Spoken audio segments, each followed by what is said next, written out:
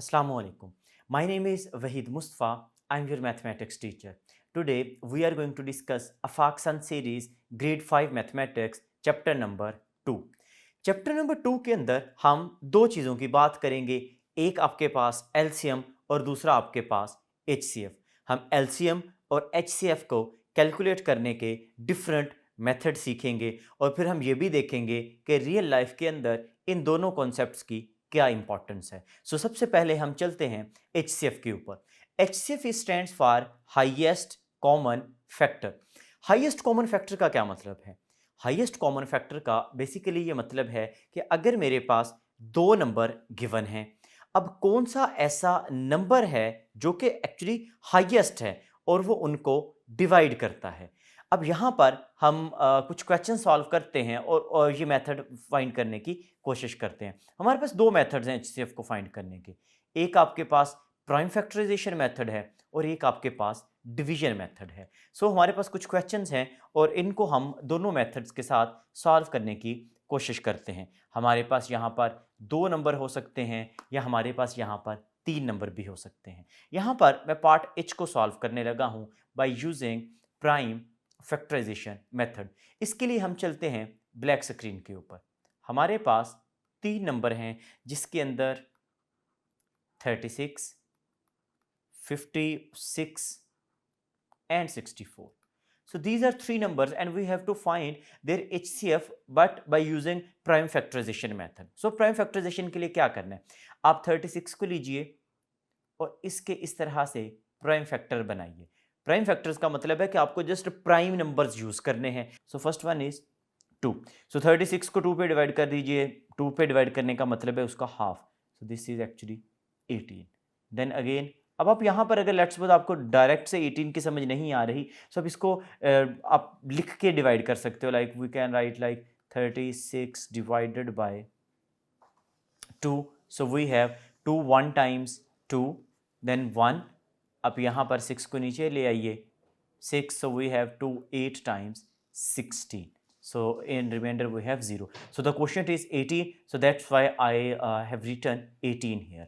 Next again, if I divide on 2, then we have half of 18, that is 9. So 2 times 9 times 18, then 3 times 3, that is 9, and lastly 3 1. So इस तरह से आपने 36 के factors बना लिए. Let me write it like factors of 36, that are 2 times 2 times 3 times 3. So these are the factors of 36. Next the number is 56. So again for 56 we have again 2. आप इसको इसी तरह से डिवाइड करके ये सारे नंबर फाइंड करते जाएंगे. We have 14, then we have 7, and lastly we have 7 times 1. So I will write like factors of 56, that are 2 times 2 times 2 times 7, right? And lastly we have a number 64. So for 64 we have 2 and 32, then we have 2 16, then we have again 2 and this is 8, and again we have 2, that is 4, and then we have 2, and lastly we have 1. So इस तरह से जितने भी factors बने आपने सारे बनाने हैं. एट द एंड हमारे पास 1 ही बचेगा. यहाँ पर हम लिख लेते हैं factors of 64. So these are, अगर आप काउंट करें 1 2 3 4 5 6, we have 6 times 2, right? So we have 1 2 3 4 5 and yes 6. So ये आपने सारे नंबर्स के फैक्टर्स अलग से फाइंड कर लिए. Let me choose another colour. और यहाँ पर अब हम डिस्कस करते हैं कि इनके अंदर आपके पास कौन से ऐसे थे जो कॉमन फैक्टर्स हैं, because we are talking about HCF. HCF is highest common factor. Common का मतलब होता है जो सबके पास हो. यहाँ पर अगर आप देखें, ये फर्स्ट वाला 2 देख लीजिए, ये 2 इसके पास भी मौजूद है, यहाँ पे भी है और इस जगह पे भी है. तो एक तो 2 ये कॉमन हो गया. इसके बाद चलिए एक ये 2 इसके पास है, ये 2 इसके भी पास है और एक 2 ये इसके भी पास है। 3 को देख लीजिए, 3 तो बाकी दोनों के पास ही नहीं था। अगर मैं 7 की बात करूँ तो 7 भी नहीं है। सो अब कॉमन क्या आया, एक 2 और एक दोबारा से 2, तो मैं लिखूंगा HCF this is equal to, जो कॉमन होंगे उनको आपने मल्टीप्लाई कर देना है। So this is actually answer is 4। सो हमारा HCF क्या आ गया, 4। अब इस 4 का मतलब क्या हुआ, इस 4 का एक्चुअली मतलब ये हुआ कि ये जो गिवन नंबर थे दैट इज 36, 56 एंड 64। सो 4 एक ऐसा नंबर है जो इन सब को डिवाइड करता है। सो ये बेसिकली हमारे पास कॉन्सेप्ट था HCF का। अब 36 को 4 पे डिवाइड कर सकते हो, रिमाइंडर में 0 बचेगा। सिमिलरली 56 को और 64 को। तो ये हमारा HCF था by using prime factorisation.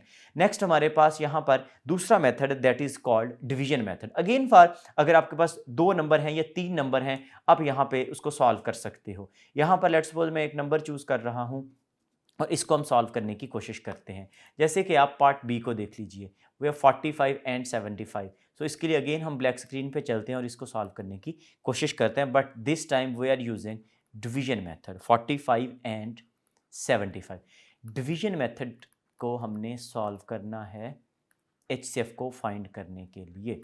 So division method में क्या करना है, जब भी आपको HCF फाइंड करना है, लेट्स सपोज यहाँ पर हम अभी 2 नंबर्स की बात कर रहे हैं, तो 2 नंबर्स में क्या होगा कि इन दोनों में जो ग्रेटर नंबर है वो आप लिख लीजिए डिवीजन के अंदर, और जो छोटे वाला नंबर होगा उसको आप बाहर लिख लीजिए, राइट। अब मुझे पता है 75 इज क्लियरली ग्रेटर देन 45। सो यहां पर आप 45 का आप टेबल पढ़िए। अगेन 45 2 टाइम इज 90, आप यहां पर रफ के अंदर उसको मल्टीप्लाई करके देख सकते हो। सो 45 1 टाइम इज 45, माइनस कर दीजिए। So we have 0 and we have 3। अब यहां पर आप थोड़ा सा नया कॉन्सेप्ट सीख लीजिए। सबसे पहले हमने बड़े वाला नंबर 75 को अंदर रखा और 45 एज अ डिवाइजर यूज किया। जब हमने 45 को डिवाइड किया, रिमाइंडर में 30 बचा। अब जैसे ही वो रिमाइंडर बचेगा, अपने वहां पर डिवीजन का फिर साइन बनाना है उसी के साथ, और ये जो नंबर बाहर पड़ा हुआ था that was our divisor which is 45, अब वो यहां पे अंदर लिखा जाएगा। इफ यू नोटिस 45 और 30 में अगर मैं देखूं तो 45 ग्रेटर नंबर था, तो इसलिए मैंने इसको डिवीजन के अंदर लिखा। अगेन डिवाइड कीजिए, 31 टाइम्स 30, इसको माइनस कर दीजिए। सो अगेन अगर मैं देखूं तो यहां पे आपको पास बचेगा 15। अगेन वही काम करिए। अब जो आपका इससे पिछले वाला डिवाइजर था दैट इज 30 दिस टाइम, अब 30 को अंदर ले आइए।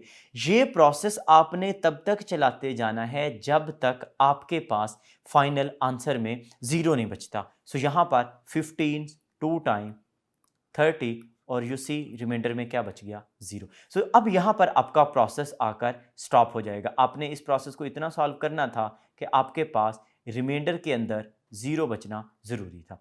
यहां पर अब फिर आंसर क्या होगा, जिस नंबर ने आके, जिस डिवाइजर ने आके उसको 0 बनाया होगा, वो नंबर एक्चुअल में हमारा आंसर होगा। हम यहां पर कोई एक डिफरेंट कलर चूज कर लेते हैं। Okay, so this number 15 is our HCF। सो इस तरह से आप HCF को by using division method solve कर सकते हो। अब यहां पर ये हमने बात की है 2 नंबर्स की। Let's suppose if we have 3 numbers, तो फिर क्या करेंगे, मान लीजिए आपके पास 3 नंबर्स आ जाते हैं, तो आपने अगेन वही काम करना है। उनमें से कोई 2 नंबर चूज कर लीजिए, ग्रेटर नंबर को डिवीजन के अंदर लिखिए, स्मॉलर नंबर से इसको डिवाइड कीजिए, ये प्रोसेस परफॉर्म कीजिए और फाइनल आंसर देख लीजिए जो कि आपका HCF आएगा।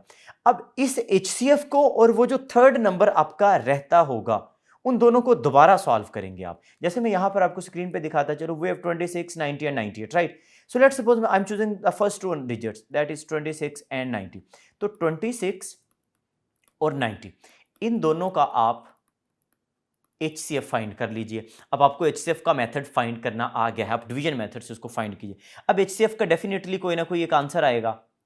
अब इस आंसर को जो भी आपका आएगा और ये जो 98 रह गया, इन दोनों को आपस में दोबारा सॉल्व करेंगे। जैसे मान लीजिए आंसर मेरे पास यहां पर आता है, इसमें 2 आ गया, let's suppose 2 is our answer. So अब 2 और 98 को मैं कंपेयर करूंगा, ग्रेटर नंबर कौन है, अगेन 98 इज ग्रेटर नंबर। सो अब 98 अंदर लिखा जाएगा और 2 बाहर लिखा जाएगा।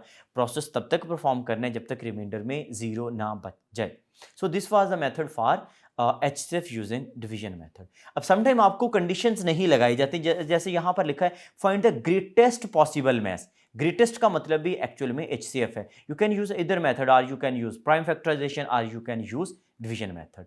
नेक्स्ट हमारे पास आपका कॉन्सेप्ट है least common multiple, that is short form is as LCM। अब LCM के लिए भी हमारे पास दो मेथड्स हैं। LCM के अंदर हम ये देखेंगे कि सबसे पहले प्राइम फैक्टराइजेशन किस तरह से काम करती है और उसके बाद हम सीखेंगे डिवीजन मेथड को। अब LCM का मतलब है उनका लीस्ट कॉमन मल्टीपल, कि आपके पास अगर दो डिफरेंट नंबर हैं तो उनके डेफिनेटली बहुत सारे मल्टीपल्स होंगे, बट उनमें से कौन सा ऐसा मल्टीपल है जो सबसे स्मॉलर मल्टीपल है। तो भी हम एक क्वेश्चन करते हैं और उससे आपको ये क्लियरली आइडिया हो जाएगा।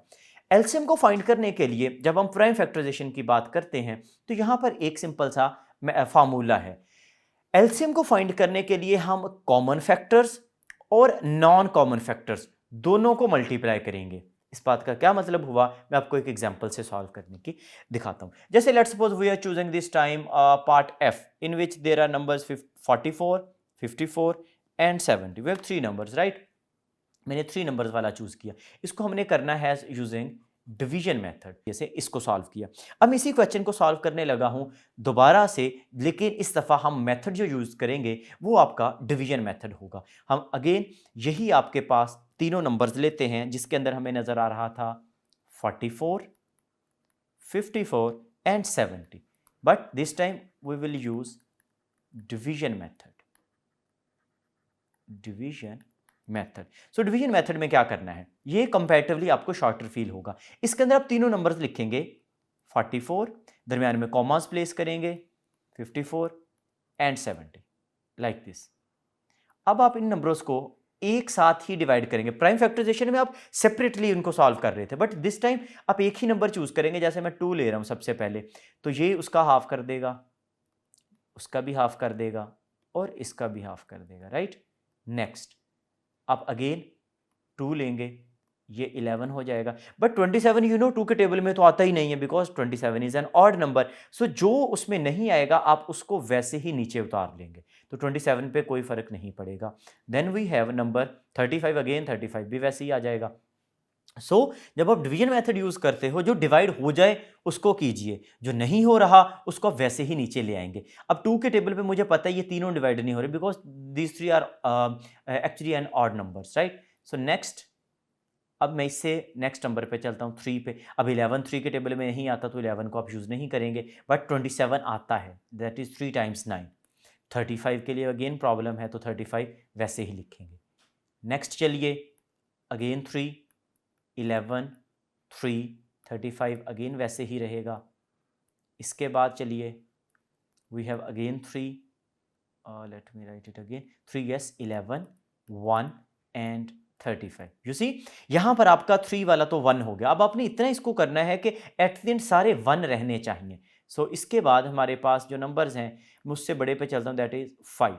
तो 5 में 11, 1 एंड 7। सो अभी तक हमारे पास जो नंबर बचे उसमें 11, 1 और 7 आ गया, बट अभी तक सारे 1 नहीं हुए तो हम इसको भी डिवाइड फर्दर करेंगे। सो नेक्स्ट हम इसको कर लेते हैं 7 पे, 11 अब वैसे ही आएगा, then we have 1 and finally we have 1 here and lastly another number that is 11। तो ये भी 1, ये भी 1 और ये भी 1। इस तरह से आपने इसको इतना डिवाइड करना है कि अल्टीमेटली आपके आंसर्स में 1 बचे। अब एलसीएम क्या होगा, एलसीएम के अंदर ये जितने भी नंबर आपने यूज किए, जितने भी नंबर आपने यूज किए, वो 2 थे, 3 थे, 5 थे, ये जितने भी थे, उन सबको मल्टीप्लाई कीजिए। So we will write like 2 times 2 times like this, 2 times 2 times 3 times 3, again 3, 5, 7 and 11। और अगर आप केयरफुली नोटिस करें, ये बिल्कुल एग्जैक्टली वही नंबर्स हैं जो अभी हमने पिछले क्वेश्चन के अंदर देखे थे। मेथड आपका डिफरेंट हो गया, बट डेफिनेटली आपके आंसर पे कोई भी फर्क नहीं पड़ेगा। बोथ मेथड्स आर गिवन, आप दोनों को सीखेंगे। समटाइम आपको कंडीशंस बताई जाएगी कि आप इसको प्राइम फैक्टराइजेशन या डिवीजन से यूज़ करिए, और अगर आपको जैसे ये अभी कुछ वर्ड प्रॉब्लम्स हैं इसके अंदर कंडीशंस नहीं बताई गई तो आप उसको डायरेक्ट ही लिखेंगे। अब यहाँ पर कुछ मिनिमम का मतलब होता है कम से कम, that is LCM. Similarly again minimum, तो मिनिमम आपको अब याद रखना है। पूरे क्वेश्चन को केयरफुली देख लीजिए, कहीं पे भी ऐसा वर्ड यूज़ नहीं किया गया कि you have to find their LCM. You need to remember that अगर आपके पास मिनिमम का वर्ड आता है या लोएस्ट का वर्ड आता है तो उसका मतलब एक्चुअल में क्या होगा कि आपने एलसीएम फाइंड करना है। सो ये हमारा टोटल कॉन्सेप्ट था एचसीएफ और एलसीएम को लेके। यहाँ पर आपने दोनों को सॉल्व करने के दो दो मेथड देख लीजिए। इन मेथड को प्रैक्टिस कीजिए और रिमेनिंग क्वेश्चंस को सॉल्व कीजिए। हम मिलेंगे इंशाल्लाह नेक्स्ट वीडियो के साथ। अपना ख्याल रखिए। अल्लाह हाफिज़।